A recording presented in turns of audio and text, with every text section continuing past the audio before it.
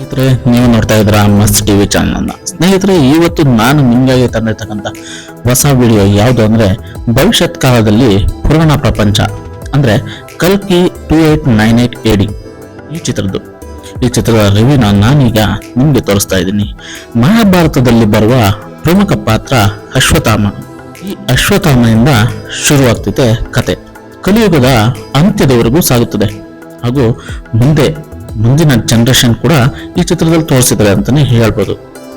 ಕಾಶಿ ಎಂಬ ಮಹಾನಗರ, ಮಹಾಭಾರತವೆಂಬ ಮಹಾಕಾವ್ಯ, ಪುರಾಣದ ಪಾತ್ರಗಳು, ಆಧುನಿಕ ವಿಜ್ಞಾನದ ಕಲ್ಪನೆಯೊಂದಿಗೆ ಕಲ್ಕಿ ಪ್ರಪಂಚ ಕಂಗೊಳಿಸುತ್ತೆ. ಕುರುಕ್ಷೇತ್ರ ಯುದ್ಧ ನಡೆದ 6000 ವರ್ಷಗಳ ನಂತರ ಕಾಶಿ ನಗರವು ದುಷ್ಟರ ವಶವಾಗಿ ಸುಪ್ರೀಂ ಆಸಿನ್ ಅಂದ್ರೆ ಕಮಲ್ ಹಾಸನ್ ಪಾತ್ರವನ್ನು ನಿರ್ವಹಿಸಿದೆ. ಆ ಗುಂಪಿನ ನಾಯಕ ಸಾವಿರಾರು ವರ್ಷಗಳಿಂದ ಜೀವಿಸುತ್ತಿರುವ ಆತ ಒಂದೇ ಒಂದು ಸಿರಂಗಾಗಿ ಆತೊರೆಯುತ್ತಿರುತ್ತಾನೆ.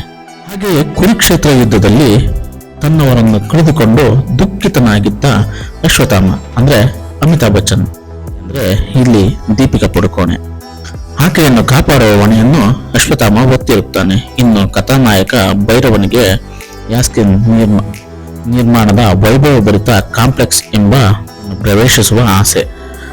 ಭೈರವ ಅಂದ್ರೆ ಈ ಚಿತ್ರದ ನಾಯಕ ಪ್ರಭಾಸ್ ಆಗಿರ್ತಾರೆ. ಈ ಆಸೆಯನ್ನ ಈಡೇರಿಸಿಕೊಳ್ಳೋದಕ್ಕೆ ಏನ್ ಬೇಕಾದ್ರೂ ಮಾಡೋದಕ್ಕೆ ರೆಡಿ ಇರ್ತಾನೆ ಭೈರವ. ಇವೆಲ್ಲದರ ಸುತ್ತ ಸಾಗುವ ದೊಡ್ಡ ಕ್ಯಾನ್ವಾಸ್ ನಲ್ಲಿ ರೂಪುಗೊಂಡ ಸೈನ್ಸ್ ಫಿಕ್ಷನ್ ಫ್ಯಾಂಟಸಿ ಸಿನಿಮಾ. ಈ ಚಿತ್ರದ ನಿರ್ದೇಶಕ ನಾಗಶ್ವಿನ್ ತುಂಬಾ ಅದ್ಭುತವಾಗಿ ಚಿತ್ರವನ್ನ ಕಟ್ಟಿಕೊಟ್ಟಿದ್ದಾರೆ ಅಂತಾನೆ ಹೇಳ್ಬೋದು. ಹೊಸ ಪ್ರಪಂಚವನ್ನೇ ಸೃಷ್ಟಿಸಿ ಅಲ್ಲಿ ಪುರಾಣ ಮತ್ತು ವಿಜ್ಞಾನದ ನಡುವಿನ ದಾರವನ್ನು ಒಗ್ಗೂಡಿಸಿ ಕಥೆಯನ್ನು ಹೇಳಿರುವುದು ಗಮನ ಸೆಳೆಯುತ್ತದೆ. ಆಧುನಿಕ ಪ್ರಪಂಚ, ಬುಜ್ಜಿ ಎಂಬ ವಿಶೇಷ ವಾಹನ, ರೋಬೋಟ್ಗಳು, ಧೂಳು ತುಂಬಿದ ಜಗತ್ತು ನೋಡಲು ತುಂಬಾ ರೋಮಾಂಚನವಾಗುತ್ತದೆ. ಅಶ್ವತ್ಥಾಮನ ಪಾತ್ರಕ್ಕೆ ಬಚ್ಚನ್ ಹೇಳಿ ಮಾಡಿಸಿದಂತಿದೆ. ಆದರೆ ಪ್ರಭಾಸ್ ಮುಖದಲ್ಲಿ ಪಾತ್ರಕ್ಕೆ ಸ್ವಲ್ಪ ಒಳಪು ಕಾಣುವುದಿಲ್ಲ. ದಿಶಾ ಪಟಾಣಿಗೆ ಅಷ್ಟೇನು ಕೆಲಸವಿಲ್ಲ, ಆದ್ರೂ ಅವರಕ್ಕೆ ಆಕ್ಟಿಂಗ್ ತುಂಬಾನೇ ಚೆನ್ನಾಗಿ ಮಾಡಿದ್ದಾರೆ ಅಂತಾನೆ ಹೇಳ್ಬೋದು. ಕಮಲ್ ಹಾಸನ್ ಕೆಲವೊತ್ತು ಬಂದರೂ ಇಷ್ಟವಾಗುತ್ತಾರೆ. ದುಲ್ಕರ್ ಸಲ್ಮಾನ್, ವಿಜಯ್ ದೇವರಕೊಂಡ, ಮೃಣಾಲ್ ಠಾಕೂರ್ ಅತಿಥಿಗಳಾಗಿ ಬಂದರೂ ವಿಶೇಷವಾಗಿ ಕಾಣಿಸಿಕೊಂಡಿದ್ದಾರೆ. ಸಂಗೀತ ಆಕರ್ಷಕವಾಗಿದೆ ಅಂತಾನೆ ಹೇಳ್ಬೋದು.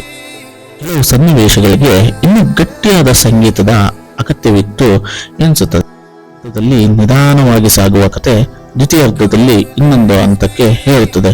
ಆಧುನಿಕ ಜಗತ್ತು ಮತ್ತು ಪ್ರಾಚೀನ ಕಥೆಯ ನಡುವೆ ಕಟ್ಟಿದ ಗಟ್ಟಿಯಾದ ಸೇತುವೆ ಕಲ್ಕಿ. ಚಿತ್ರ ಭೂತಕಾಲ, ಭವಿಷ್ಯತ್ ಕಾಲ ಹಾಗೂ ನೆಕ್ಸ್ಟ್ ಏನಾಗುತ್ತೆ ಅನ್ನೋದನ್ನ ಈ ಚಿತ್ರದಲ್ಲಿ ತೋರಿಸಿದರೆ, ಇದರಲ್ಲಿ ಪುರಾಣ ಪ್ರಪಂಚ ಹಾಗೂ ಈಗಿನ ಸೈಂಟಿಫಿಕ್ ನ ಯೂಸ್ ಮಾಡಿಕೊಂಡು ಚಿತ್ರಣ ಮಾಡಿದರೆ.